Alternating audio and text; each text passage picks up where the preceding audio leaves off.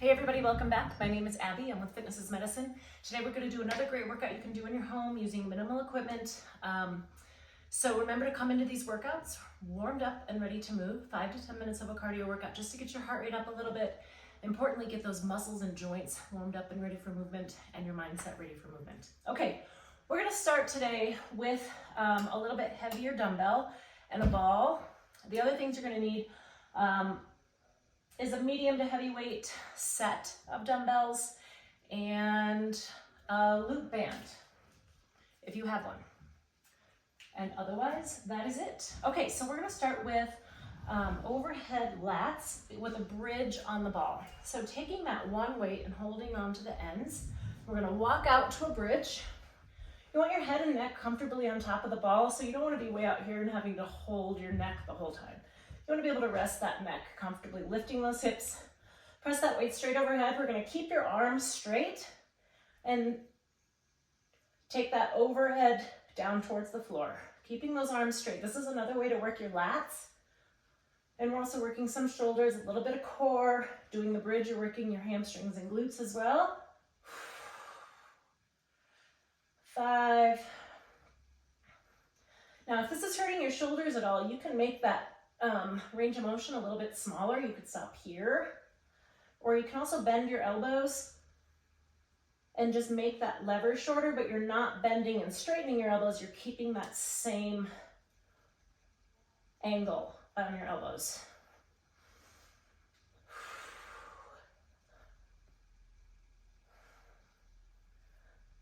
One more, and rest. Okay. Walk yourself back up, and then I'm going to rack this to just get it out of my way.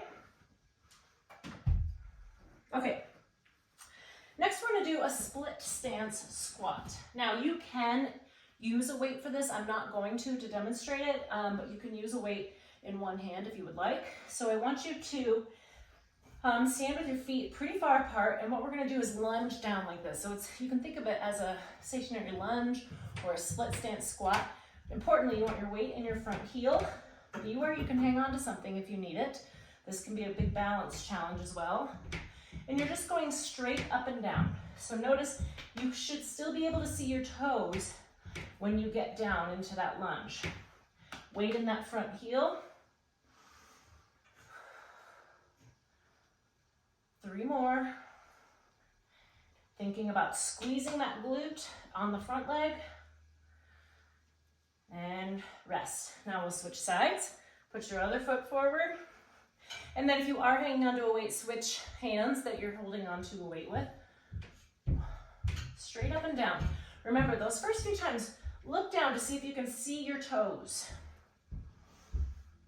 I usually kind of keep mine lifted, just as a reminder. You don't want to be going forward, straight down.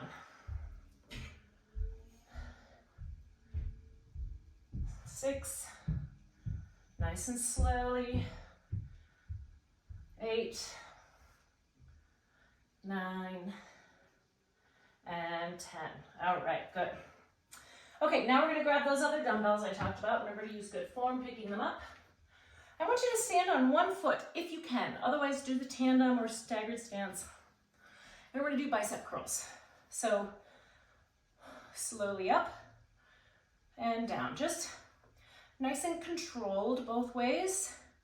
Make sure your elbows go all the way straight at the end. 4, 5. Now you can either switch feet now or just make sure you switch and do the other leg the next time. Also, you can hold the weights like I am here, or you can hold them more like this, like a hammer curl, whichever feels better on your joints. Or do one set, mix it up for the next one. I think I did maybe an extra here, but that's okay. And rest, good. It doesn't matter for your form there, it really just matters how it feels and that your joints feel good. It does work your biceps a little bit differently, but not enough to really matter. Okay, next we're gonna do another balance challenge. Similar to the falling back that we did the last time. And now we're gonna go forward. So I want you to think about a stomp this time. Like you're gonna stomp a bug in front of you. Start with that, with the stomp. And then add the little tip forward part of it. So you're gonna tip forward, stomp, catch yourself. Now again, do it next to something, the first few times at least, so that you have that backup to hang on to something. Kind of lean forward, stomp. Really work on it. It's an explosive movement designed to help you train those muscles to be quick if you do lose your balance. Stomp, make a noise. Call out a bug stomp. Let's do one more on each side. Really work on that tip forward. Catch yourself. All right, great. Okay, now we're gonna grab that loop band I talked about. Now, depending on what strength loop band you have, there are certain things you can do to make it easier or harder. If you have a really strong one, this might be really challenging, but you can put it further back and that will help. We're gonna do a loop band pull apart. So I just want it around your hands. Now I have a pretty light one here and it's a little longer. So one way you can make a lighter band heavier is to twist it. You can make it a little bit more resistance. I'm gonna twist it one more time. Now, I'm thinking about keeping my shoulders down and squeezing back just a little bit as I pull apart. Keep your tummy nice and tight. 8. This is a good one to do if you're having any trouble with your hands and it hurts to grip things. I have people do this like after they've had hand surgery or different things. If they've had something in their palms, you can use this one to still get a good effective arm and back workout. Okay, last one, we're gonna lie down on the floor with your knees bent. So back flat, knees bent, and I want you to just let your knees fall over to the floor like this. And now my shoulders are still facing the ceiling. We're gonna do oblique crunches like this. So your legs are just gonna stay here and you're gonna pull up with your obliques here. You might not be able to come up very high, but it's a really effective way to work those obliques.